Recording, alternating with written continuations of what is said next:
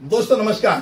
कानूनी बात बताने वाले मेरे YouTube चैनल में आपका स्वागत है। आज का विषय डिलिमिटेशन यानी परिसीमन क्या है। केंद्रीय मंच पर इसका आज बहुत चर्चा क्यों हो रही, परिसीमन का अर्थ क्या है और इसमें निपटने वाले संवैधानिक प्रावधान क्या है। 1971 की जनगणना के अनुसार सीटों को स्थिर क्यों किया है, क्या है ये नई कवायद संघीय सिद्धांत के खिलाफ जाएगी, कुछ राज्यों को कुछ और दूसरों राज्यों पर लाभ देगी। इस बारे में आज का विषय और वो विषय है डिलिमिटेशन।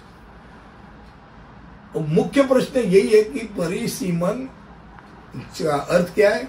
तो लोकसभा और विधानसभाओं के लिए प्रत्येक राज्य में सीटों की संख्या और प्रादेशिक निर्वाचन क्षेत्र की सीमाएं तय करने की प्रक्रिया। इसमें इन सदनों में अनुसूचित जाति एससी और अनुसूचित जनजाति यानी एसटी के लिए आरक्षित सीटों का भी निर्धारण शामिल है। यानी संविधान के अनुच्छेद 82 और 170 के प्रावधान है कि जिनमें जनगणना के बाद लोकसभा यानी संसद सदस्य एमपी और राज्य विधान सदस्य यानी एमएलए, ये इनकी सीटों की संख्या और प्रादेशिक निर्वाचन क्षेत्रों में इसके विभाजन को फिर से समायोजित किया जाएगा।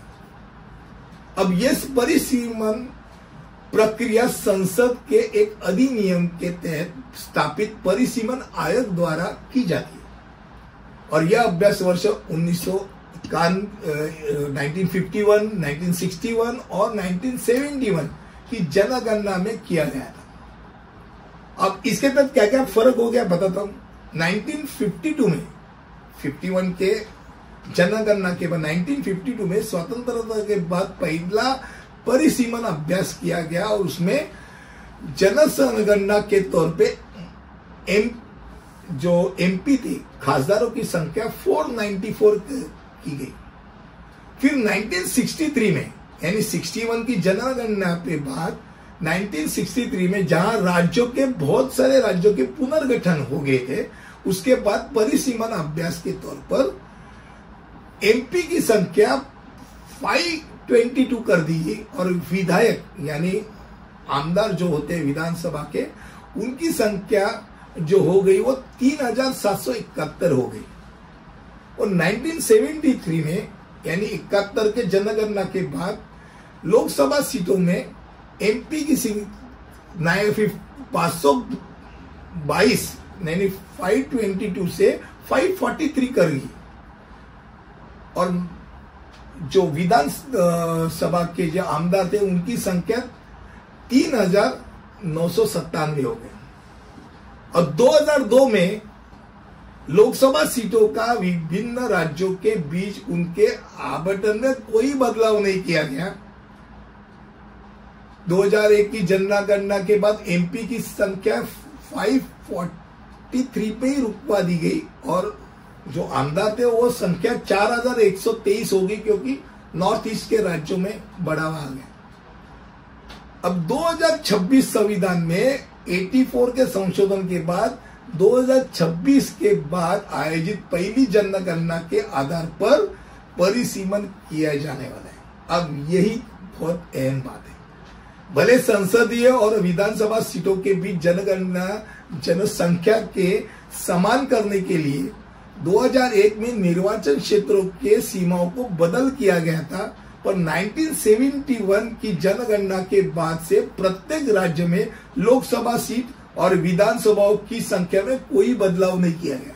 और इसका कारण है कि 2002 में संविधान में एक संशोधन किया गया।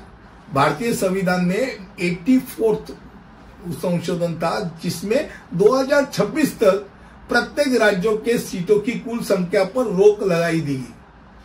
भाई तुम्हारे राज्य में अगर महाराष्ट्र में 48 है तो 48 ही रहेगी, जनसंख्या बढ़ो या कम हो।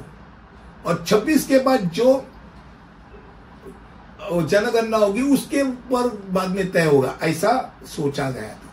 और ऐसे मुख्य रूप से इसलिए किया गया कि केरल, तमिलनाडु, पंजाब जैसे राज्यों में परिवार नियोजन का व्यापक रूप से लागू किया गया तो उनका नुकसान होने वाला था, वो खो देंगे अपने सीट। और जिन्होंने खराब परिवार नियोजन कार्यक्रम किए हैं, वैसे उत्तर प्रदेश, बिहार और राजस्थान, इनको उच्च प्रजनन दर वाले राज्य करके उनको कुछ सीटें हासिल हो जाती थी। ये नहीं हो गई, इसलिए वो संशोधन किया गया। अब इंपॉर्टेंट बात यह है कि 2026 आ रहा है, आज 2025 है, तो 26 में क्या होने वाला है इसके ऊपर आज से ही लोग मुंह मार रहे। जो प्रदेश बोलते हैं कि हमने परिवार नियोजन का व्यापक रूप से पालन किया है तो हमारे सीट हम गवाएंगे नहीं,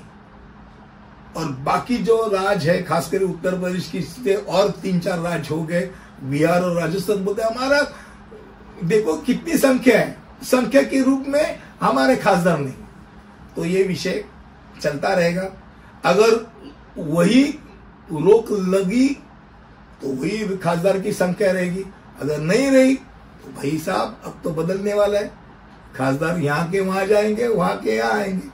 आज का विषय डिलिमिटेशन था, क्यों गर्म है ये विषय, इसके बारे में था। मुझे लगता है कम शब्दों में आपके सामने रखा। अगले वीडियो में ऐसे कुछ लेकर आऊंगा, तब तक के लिए यही रखता हूं। धन्यवाद।